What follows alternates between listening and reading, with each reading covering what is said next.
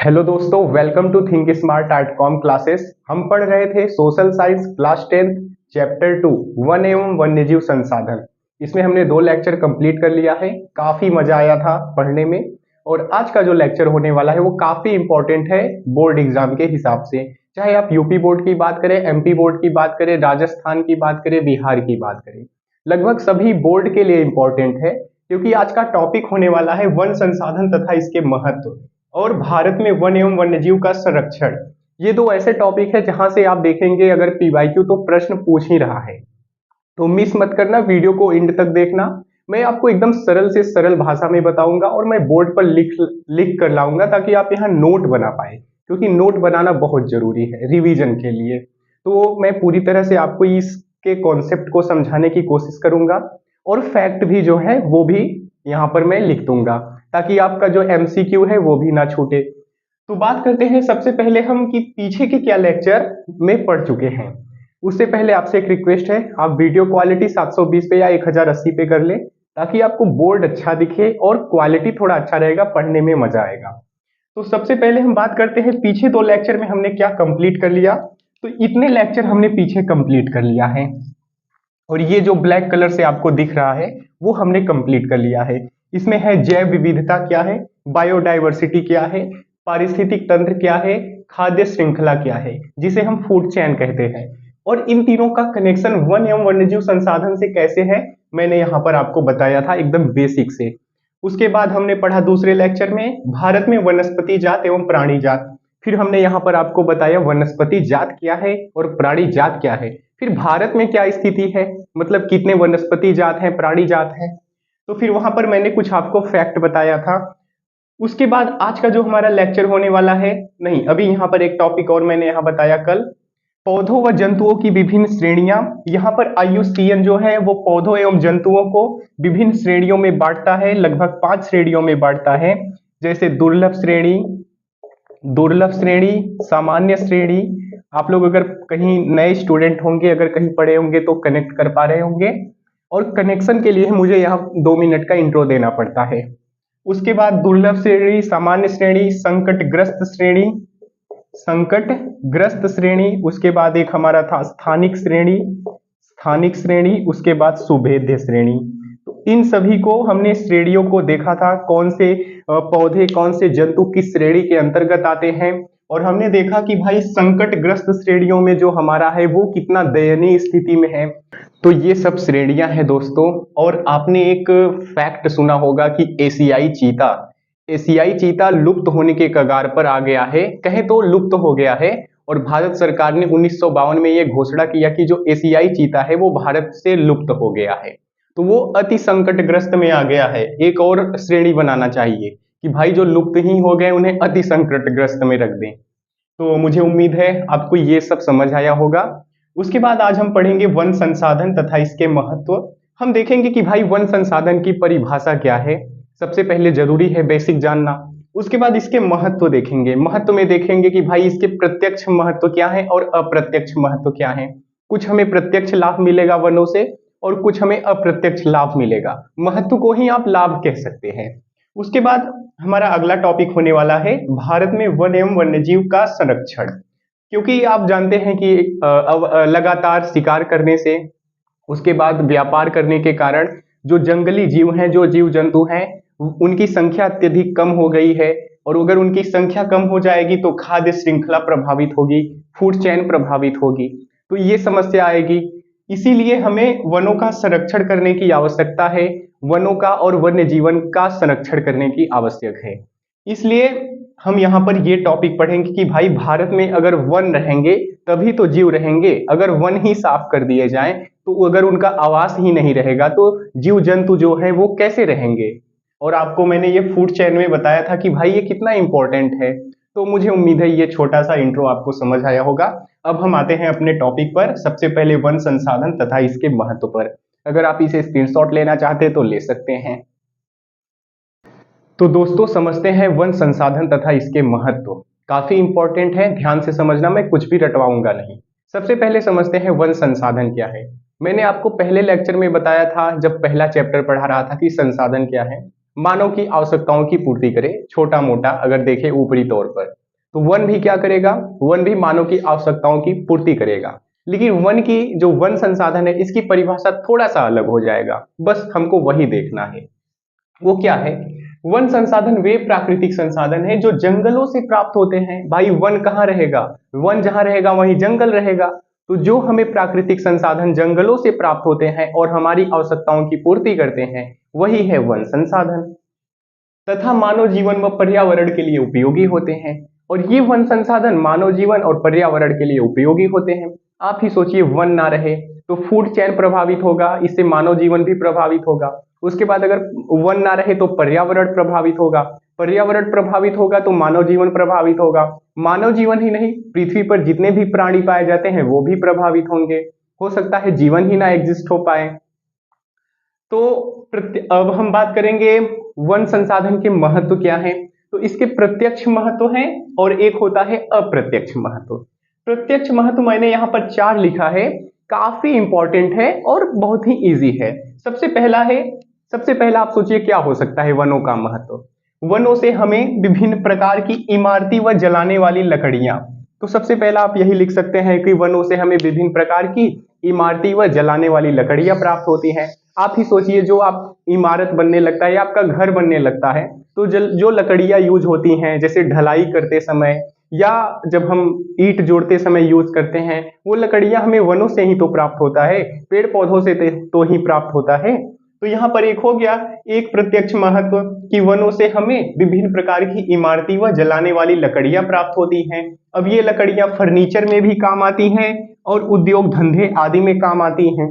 अब बात करें दूसरा महत्व क्या हो जाएगा प्रत्यक्ष, माचिस, कागज, प्लाईवुड। तो क्या है, माचिस हो गया, कागज हो गया, प्लाईवुड हो गया और रबड़ हो गया। ये सब आदि उद्योग जो हैं, आदि उद्योगों का विकास वनों पर ही निर्भर है। अगर वन नहीं रहेगा तो ना आप माचिस बना पाएंगे, कागज ना बना पाएंगे, प्लाईवुड नहीं बना पाएंगे, रबड़ नहीं उत्पादित कर पाएंगे। तो ये सब भी किस पर निर्भर है, वनों पर निर्भर है। ये सब उद्योग किस पे निर्भर है, वनों पर निर्भर है। तो वन संसाधन का या वनों का एक प्रत्यक्ष महत्व ये हो गया। अब बात करते हैं तीसरे महत्व की, काफी इजी है।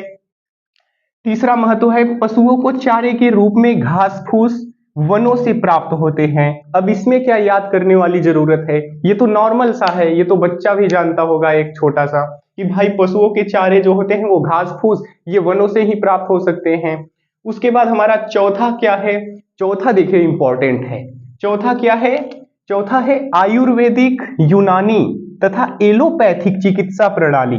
तो ये चिकित्सा प्रणाली जो है आयुर्वेदिक हो गया, यूनानी हो गया, एलोपैथिक हो गया, ये चिकित्सा प्रणाली में काम आने वाली अनेक पत्तियां, टहनियां, जड़ें ये कहां से प्राप्त होती हैं, वनों से मिलती हैं।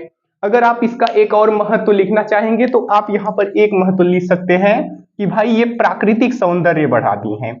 एक महत्व प्रत्यक्ष यहाँ पर ये लिख सकते हैं, प्राकृतिक सौंदर्य को बढ़ाती हैं। तो यहाँ पर मैंने लिख दिया प्राकृतिक सौंदर्य को बढ़ाती हैं। आप यहाँ पर एक महत्व ये लिख सकते हैं। तो मुझे उम्मीद है आपको वन संसाधन की परिभाषा काफी इजी होगा, समझ आया होगा। उसके बाद इसके जो प्रत्यक्ष लाभ हैं वो भी आपको समझ आ गया होगा। तो अगर आप इसे स्क्रीनशॉट लेना चाहते हैं तो ले सकते हैं।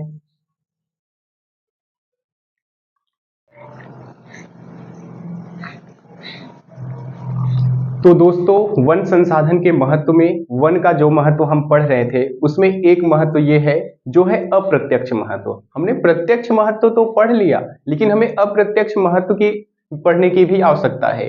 पूछो क्यों, क्योंकि वो तो जो डायरेक्ट हमें लाभ हो रहा था वनों से वो तो हो ही रहा है, इसके अलावा हमें इनडायरेक्ट तरीके से भी वनों से लाभ हो रहा है, इसलिए अप्रत्यक्ष महत्व भी है वनों का।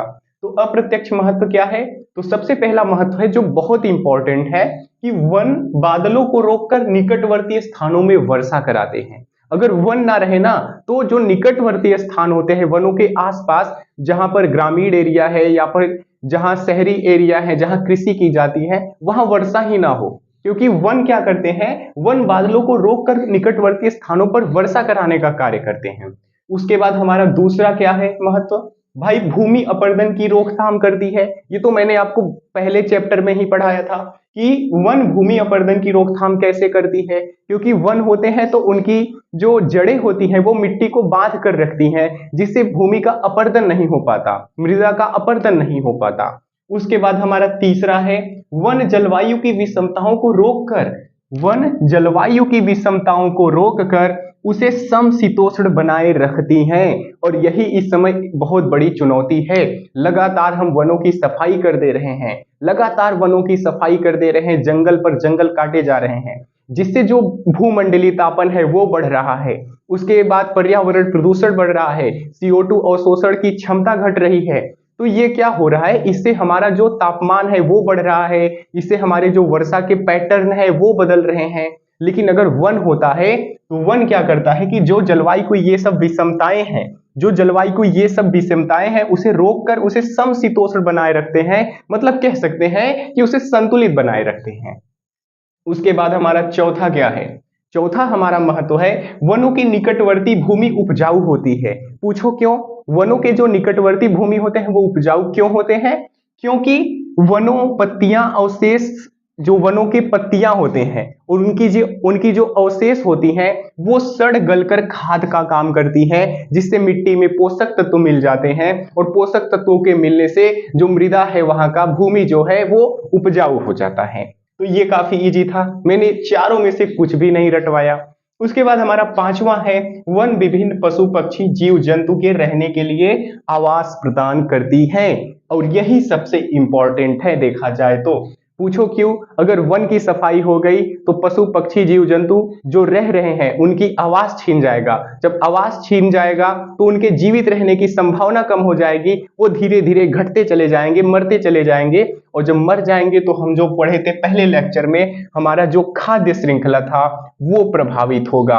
और जब खाद्य श्रृंखला प्रभावित होगा तो ये मानव जीवन के लिए भी न सही होगा और न ही पर्यावरण के लिए सही होगा। ये हमने पहले ही समझ लिया है। तो मुझे उम्मीद है आपको ये समझ आया होगा कि वन संसाधन क्या है और वनों के महत्व क्या है, वनों के प्रत्यक्ष महत्व या लाभ क्या है और वनों के अप्रत्यक्ष महत्व या लाभ क्या है। तो अब हम आते हैं भारत में वन्य जीव और एवं उनका संरक्षण। क्योंकि हम लगातार वनों की सफाई कर रहे हैं, जिससे जीव जंतु पशु पक्षियों के आवास छीन रहे हैं, जिससे वन्य जीवन का जो वन्य जीव हैं उनके जीवन का खतरा उत्पन्न हो गया है कि वो पृथ्वी से लगातार समाप्त होते जा रहे हैं। इसलिए हमें वनों की संरक्षण करने की आवश्यक है। और हम देखेंगे कि भारत में वन का संरक्षण कैसे किया जा रहा है, वन्य जीवों का संरक्षण कैसे किया जा रहा है। तो मुझे उम्मीद है आपको थोड़ा सा चैप्टर को कनेक्ट करने में आसानी हुई होगी। तो अगर आप इसे स्क्रीनशॉट लेना चाहते हैं तो ले सकते हैं। तो दोस्तों हमारा अगला टॉपिक है भारत में वन एवं वन्य जीव का संरक्षण। तो हमने पीछे समझ लिया कि वन संसाधन क्या है और इसके महत्व क्या है। अब हम पढ़ेंगे भारत में वन एवं वन्य जीव का संरक्षण। सबसे पहले हम देखेंगे कि वन एवं वन्य जीव का संरक्षण का मतलब क्या है, इसको हम कैसे परिभाषित करेंगे। उसके बाद हम देखेंगे कि इसका कारण क्या है, मतलब अगर वनों का संरक्षण करने का जरूरत पड़ रहा है तो इसके पीछे कोई कारण होगा। तो इसके पीछे कारण यही सब है कि भाई बढ़ती जनसंख्या, औद्योगिकरण, कृषि विस्तार, इन सब के कारणों की वजह से लगातार हमारा जो वन है उसकी सफाई हो गई है। वन लगातार काटे गए, अंधाधुंध कटाई हुई वनों की, तो हमें अब संरक्षण करने की आवश्यकता पड़ रही है। और इसका एक कारण है कि मानव का स्वार्थ, वो जल्दी जल्दी डेवलपमेंट चाहता है। भाई जल्दी जल्दी डेवलपमेंट करना है, वनों को काटो, लकड़ी बेचो, लकड़ी का व्यापार करो, कोयला जलाओ। तो इन डेवलपमेंट के कारण पर्यावरण को बहुत हानि हो रही है। और हमें पता है कि भाई पर्यावरण के लिए वनों का रहना कितना इंपॉर्टेंट है। तो यही बात है, यही सब इस टॉपिक में शामिल है। तो सबसे पहले हम पढ़ते हैं कि संरक्षण का मतलब क्या है। तो वन एवं वन्यजीव संरक्षण का अर्थ क्या है? वन एवं वन्यजीव संरक्षण का अर्थ है वनों जीव जंतुओं को नष्ट होने से बचाने के लिए किए गए प्रयास। मतलब अगर हम कहें वन एवं वन्यजीव का संरक्षण क्या है, तो वनों एवं जीव जंतुओं को नष्ट होने से बचाने के लिए किए गए प्रयास ही संरक्षण है। लेकिन इसके आगे क्या हम पढ़ेंगे, तो यहाँ पर एक पॉइंट ये कहा गया है कि भाई वनों का संरक्षण इसलिए भी आवश्यक है क्योंकि अगर हमें जैव विविधता बनाए रखना है, बायोडायवर्सिटी के लिए भी वनों का रहना इंपॉर्टेंट है। पर्यावरण पारिस्थितिकी के लिए भी वनों का संरक्षण आवश्यक है, वनों का रहना आवश्यक है। तो ये सब बात है। यहाँ लिखा है जैव विविधता व पर्यावरण पारिस्थितिकी बनाए रखने के लिए यह अनिवार्य है। अगर हमें पर्यावरण को बचाना है तो हमें वनों को भी बचाना पड़ेगा।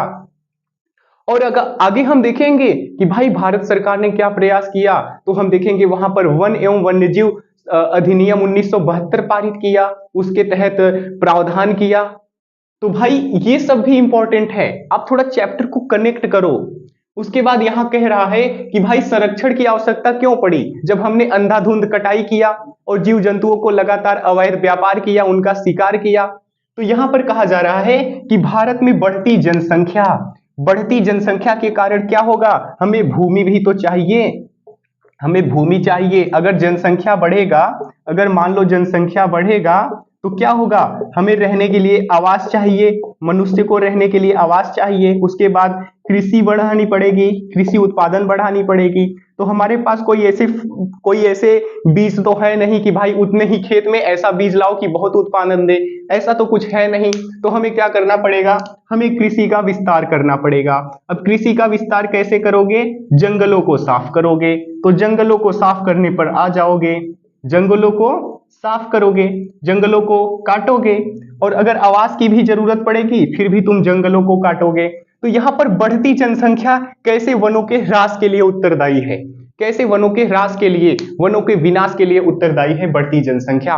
और सभी समस्या भले सब कहें कि मानव संसाधन होती है, जनसंख्या को अगर संसाधन में बदल दिया जाए तो इससे देश का विकास होगा, कितना भी कह लो। लेकिन आज की जो स्थिति है, लगातार भूमंडलीय तापन बढ़ रहा है, लगातार तापमान बढ़ता ही जा रहा है जैसे जैसे बीत रहा है समय। इसका एक ही कारण है, लगातार उपभोग, अत्यधिक उपभोग, कंजप्शन जो हम कर रहे हैं। तो अभी ये बात अगर आप नहीं समझ पा रहे तो कोई बात नहीं, लेकिन आप इतना अभी समझिए कि भाई जनसंख्या बढ़ने से लगातार कैसे जंगलों की सफाई हो रही है, इसका कनेक्शन कैसे बैठ रहा है, इसका कारण कैसे बैठ रहा है। उसके बाद हमारा दूसरा है औद्योगिकरण। तो इंडस्ट्रियलाइजेशन के कारण भी क्या हुआ है, वनों की सफाई हुई है, वन एवं वन्यजीव का ह्रास हुआ है। उसके बाद कृषि विस्तार तो आप यहाँ पर देखे ही हैं।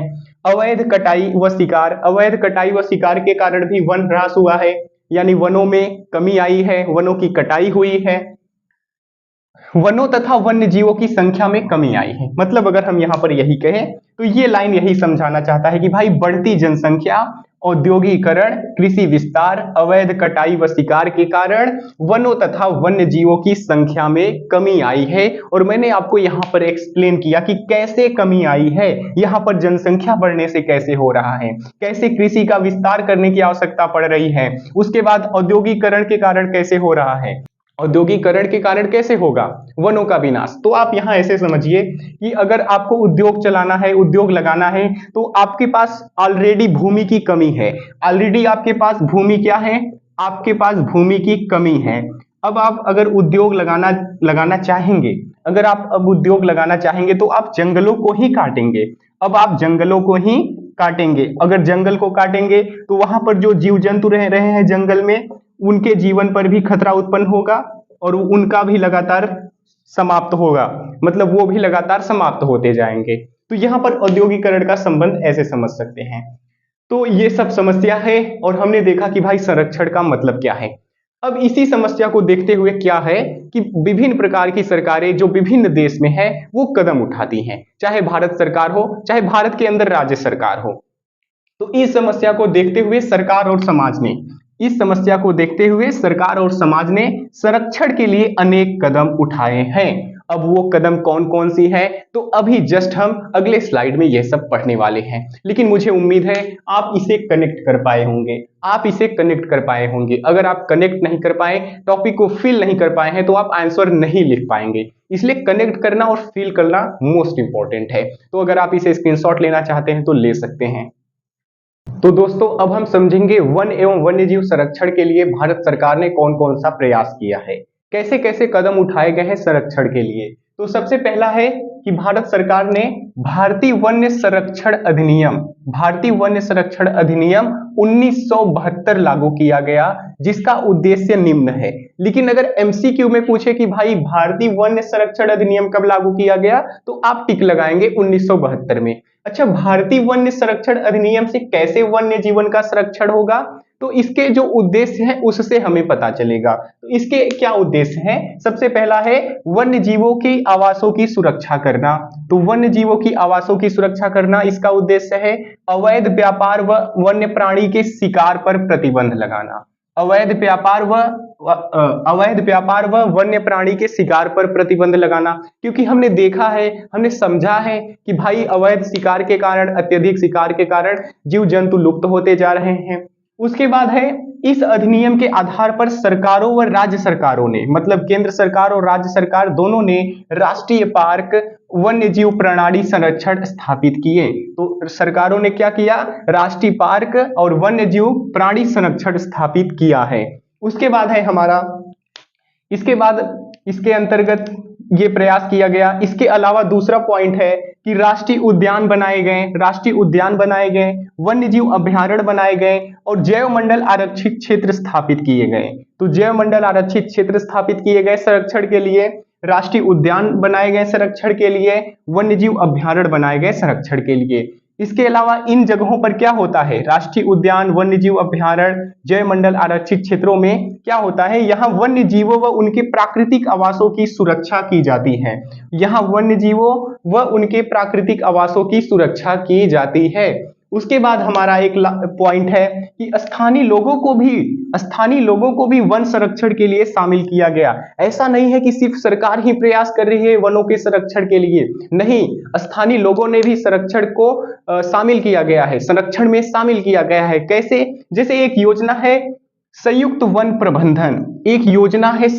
प्रबंधन, इस योजना के अंतर्गत क्या है पता है आपको? यहाँ पर वन विभाग के साथ साथ स्थानीय लोग मिलकर, वन विभाग और स्थानीय लोग मिलकर वनों का संरक्षण करते हैं। वन विभाग और स्थानीय लोग मिलकर वनों का संरक्षण करते हैं इस योजना के अंतर्गत। तो आप देखिए ना, मतलब सिर्फ भारत सरकार यहाँ पर नियम ही नहीं लाई, उसके क्रियान्वयन के लिए क्या क्या कदम उठाई है। वनों के संरक्षण के लिए वन जो स्थानीय लोग हैं, स्थानीय समुदाय है, उनको भी शामिल कर रही है कि भैया तुम भी वनों के संरक्षण में योगदान दो। तो वहां पर एक योजना लाती है संयुक्त वन प्रबंधन। इसके अलावा हमारे पास 2 पॉइंट है। फिर एक हमारा नोट है, जैसे प्रोजेक्ट टाइगर एक योजना है जो चलाया गया। तो प्रोजेक्ट टाइगर के अंतर्गत हम देखेंगे क्या पॉइंट है, उसे हम कंप्लीट कर लेंगे तो हमारा ये टॉपिक्स कंप्लीट हो जाएगा और आज का लेक्चर भी कंप्लीट हो जाएगा। तो मुझे उम्मीद है आपको ये भी समझ आया होगा, आप इसे स्क्रीनशॉट ले सकते हैं। तो दोस्तों, भारत सरकार द्वारा उठाए गए 2 और कदम वन एवं वन्यजीव संरक्षण के लिए हम देख लेते हैं, फिर उसके बाद हम पढ़ेंगे प्रोजेक्ट टाइगर के बारे में। तो सबसे पहले हम समझते हैं अगला पॉइंट क्या है हमारा, कि जैसे नए पेड़ लगाकर वन क्षेत्र बढ़ाने का प्रयास किया गया। अब ये तो काफी इजी है, मतलब वन क्षेत्र बढ़ाने का प्रयास किया गया, इसमें क्या ही याद करने की जरूरत है, समझने की जरूरत है। नए पेड़ लगाकर वनों के क्षेत्र को बढ़ाने का प्रयास किया गया। उसके बाद हमारा 5वां है जो इंपॉर्टेंट है, लुप्त प्राय प्रजातियों के लिए, मतलब जो लुप्त होने के कगार पर है उन प्रजातियों के लिए क्या किया गया कि विशेष परियोजनाएं चलाई गई। जैसे प्रोजेक्ट टाइगर चलाया गया, उसके बाद प्रोजेक्ट एलिफेंट चलाया गया। तो जो लुप्त प्राय प्रजातियां हैं उनके लिए विशेष प्रकार की परियोजनाएं चलाई गई, जैसे प्रोजेक्ट टाइगर है और प्रोजेक्ट एलिफेंट है। अब हम प्रोजेक्ट टाइगर के बारे में थोड़ा सा जान लेते हैं। तो प्रोजेक्ट टाइगर क्या है?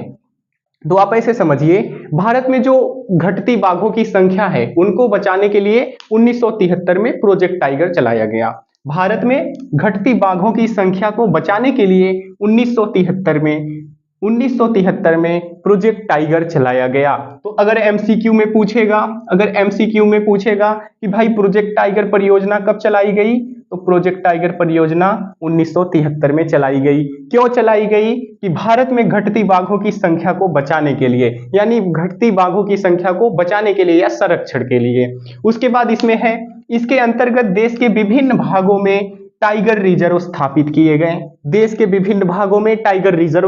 किए गए। उसके बाद है बाघों की शिकारों पर रोक लगाकर उनके प्राकृतिक आवास को संरक्षित किया गया। तो मुझे उम्मीद है आपको ये वाला भी जो हमारा दूसरा टॉपिक था आज का, भारत में वन एवं वन्यजीव का संरक्षण, ये भी समझ आया होगा। आपने देखा कि कैसे कारण उत्पन्न हुए, मतलब कौन से कारण के कारण ऐसे कौन से कारण थे जिनके कारण हमारे जो वन है वो लगातार कम होते जा रहे हैं। उसके बाद हमारे जो जीव जंतु हैं वो कम होते जा रहे हैं। फिर हमने संरक्षण के लिए प्रयास किया। हमने विभिन्न प्रयास को देखा कि भारत सरकार ने कौन कौन से प्रयास किया। तो मुझे उम्मीद है आपका ये आज का ये जो लेक्चर है आपको समझ आया होगा। मिलते हैं आपसे अगले लेक्चर में, और अगला लेक्चर में हमारा चैप्टर हो जाएगा इंड। हमारे पास 2 और टॉपिक बचा है। तो मिलते हैं आपसे अगले लेक्चर में, इसे आप स्क्रीनशॉट ले सकते हैं।